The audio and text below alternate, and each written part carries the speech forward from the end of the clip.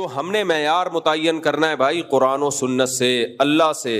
اللہ تو قرآن و سنت ہی کے ذریعے بتائے گا نا، تو اس میں سب سے پہلا معیار اللہ کا کیا ہے؟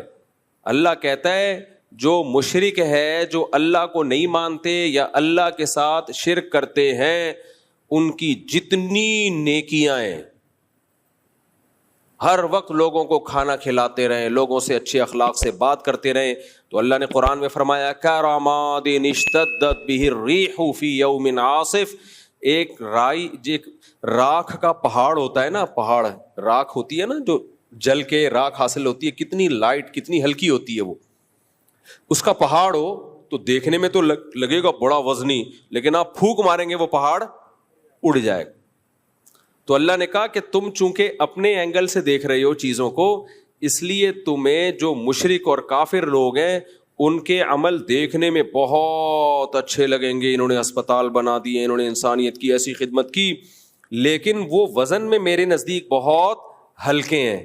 قیامت کے دن جب ان کو ترازو میں رکھا جائے گا، ان کا ایک پھونک ماریں گے اور وہ اڑ جائیں گے۔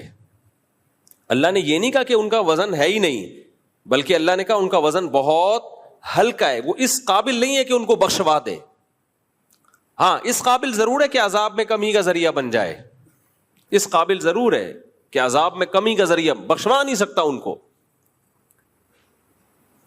اور اللہ کی نظر میں جو سب سے بڑی نیکی ہے وہ کیا ہے؟ توحید، اللہ کے وجود کو ماننا اور اللہ کو ایک سمجھنا۔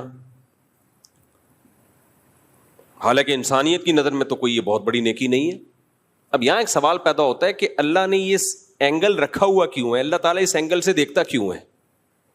یعنی یہ کیا بات ہے کہ آپ اگر مشرک ہیں، اللہ کے ساتھ شرک کرتے ہیں، یا اللہ کے وجود، جیسے ملحد اور ایتھیسٹ لوگ خدا کو مانتے ہی نہیں ہیں، وہ کہتے ہیں ہے ہی نہیں ہے، سب آٹومیٹیکلی خود بخود سب کچھ چلا آ رہا ہے، تو سوال یہ پیدا ہوتا ہے کہ پھر ایسا وجہ کیا ہے؟ اللہ نے اتنا مضبوط موقف کیوں رکھا ہوا ہے، جس کو میں اپنی زبان میں موقف کہہ رہا ہوں، اللہ کی طرف موقف کا لفظ کی نسبت نہیں کی جاتی، لیکن آسان لفظوں میں سمجھانے کے لیے کہ ایسا کیوں اللہ نے یہ نظریہ ہے کہ بھئی یہ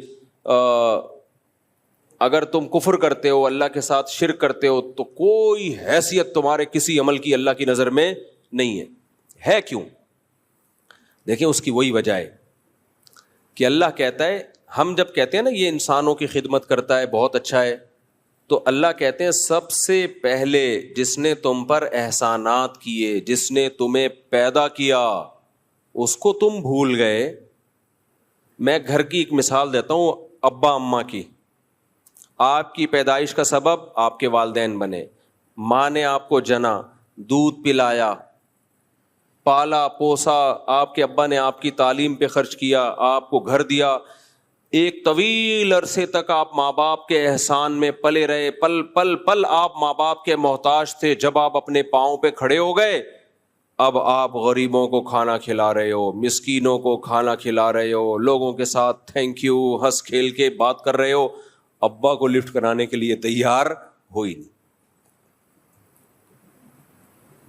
دنیا تو کہے گی آپ بہت اچھے ہو، لیکن کوئی عقل مند ہوگا نا جو صحیح اینگل سے دیکھتا ہوگا، وہ کہے گا اس کا کیا فائدہ، جو اپنے تھے ان کو آپ بھول گئے، اور جو غیر تھے ان کو آپ نے اپنا بنا لیا، بلکہ اور تانے ملیں گے آپ کو۔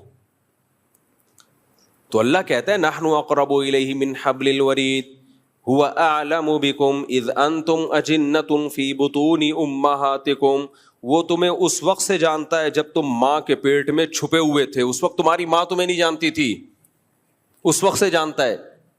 اسی نے پانی کے اندر ایسے سافٹ ویئر انسٹال کیے ہیں کہ ماں کے رحم میں جانے کے بعد اس میں آنکھ، ناک، کان، دل، دماغ، جگر بنتے ہیں۔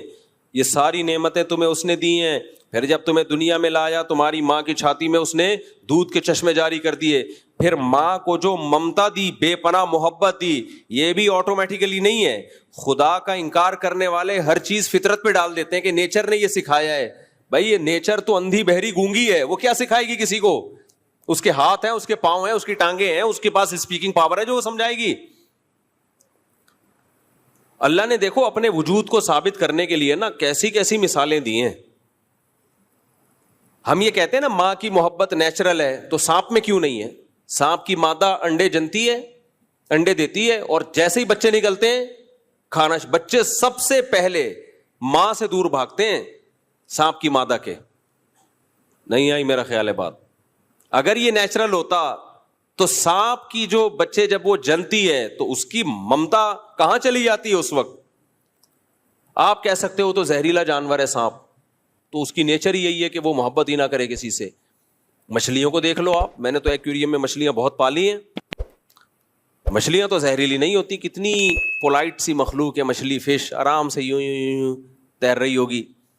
मछलियां जब अंडे देती हैं पहले तो अंडे खा जाती हैं, वो अंडे जो बचते हैं उससे छोटी छोटी मछलियां निकलती हैं, फिर उनको भी खाती हैं। वो माँ खुद अपने बच्चों को खाती है। जो बच्चा बच निकलने में कामयाब वो जी लेता है, वरना अक्सर बच्चे माँ बोलो खा जाती। और भी मखलूक है ऐसी, कुछ जानवर ऐसे हैं जिनमें माँ बच्चा जन के खा जाती है, और कुछ जानवर ऐसे हैं जिनमें माँ की बच्चे से मोहब्बत होती है, और कुछ ऐसे बहुत ज्यादा होती है, और कुछ ऐसे इतनी ज्यादा माँ बच्चे से मोहब्बत करती है कि अपनी जान दे देती है, बच्चे को बचा लेती है। तो इससे पता चलता है भाई ये खुद ब खुद नहीं है, ये एक मैनेजमेंट है। फितरत ने हर माँ में उसकी जो है ना एक खास तरीके से मोहब्बत के सॉफ्टवेयर इंस्टॉल किए हुए हैं। किसी में मोहब्बत ज्यादा डाल दी है, किसी में कम डाल दी है, किसी में बिल्कुल भी नहीं डाली, और किसी में नफरत डाल दी है, और किसी में बहुत ज्यादा नफरत डाल दी है। तो ये माँ की मोहब्बत को हम नेचुरल कहते हैं, ये अपनी जबान में कहते हैं, वरना नेचुरल असल में इस दुनिया में कुछ भी नहीं है, सब खुदा का पैदा करता है। अब जब आप देखते हो ना कि कौन से जानवर हैं जिनके माँ के दिल में, अच्छा कुछ जानवर ऐसे हैं कि माँ तो मोहब्बत करती है, बाप नहीं मोहब्बत करता बच्चों से। जैसे अक्सर जानवरों में बाप के दिल में कोई मोहब्बत होती है बच्चों से। भाई बकरी अपने बच्चे को पालती है, बकरा पालता है जिसके बच्चे हैं। मुझे लग रहा है आप लोग क्या पालता है, मुझे ख्याल भी चुप बैठे हैं। बकरी बच्चे को पालती है, बकरा नहीं पालता। गधी गधे को पालती है, गधा नहीं पालता। उसको कोई होश ही नहीं है कि मेरा बच्चा है या पड़ोसियों का बच्चा है, उससे कोई फर्क। मछलियों में क्या होता है, बच्चे पैदा हुए मछलियां खाना शुरू कर देती है, लेकिन बाज मछलियां ऐसी हैं इतनी मोहब्बत के जो पेयर है ना, माँ भी पालती है और उस मछली का बाप भी पालता है।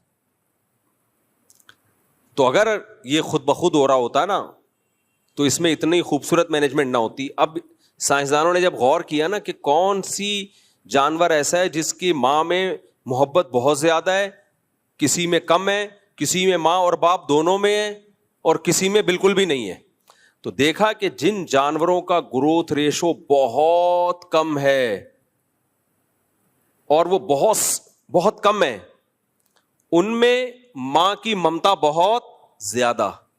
और कुछ जानवर ऐसे हैं जिनका ग्रोथ रेशो भी कम है और उनमें बच्चों के मरने के चांसेस एनवायरनमेंट और माहौल की वजह से बहुत ज्यादा हैं, तो उनमें मां की और बाप की ममता ज्यादा नहीं बल्कि बहुत से भी ज्यादा है।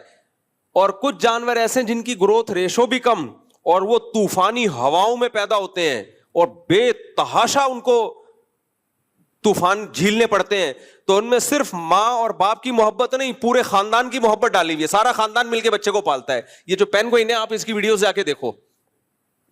अबे वो पेंगुइन नहीं जो 3 पीस सूट और टाई पहन के वो समंदर के गिर्द घूम रहे होते हैं। 3 पीस सूट और टाई में नहीं, वो जिसको पानी की बिल्ली कहते हैं मेरे ख्याल है उर्दू में, वो 3 पीस। मुझे तो ऐसा लगता है, मैंने देखा है वहां नॉर्वे वगैरह में ना, तो वो जापान में भी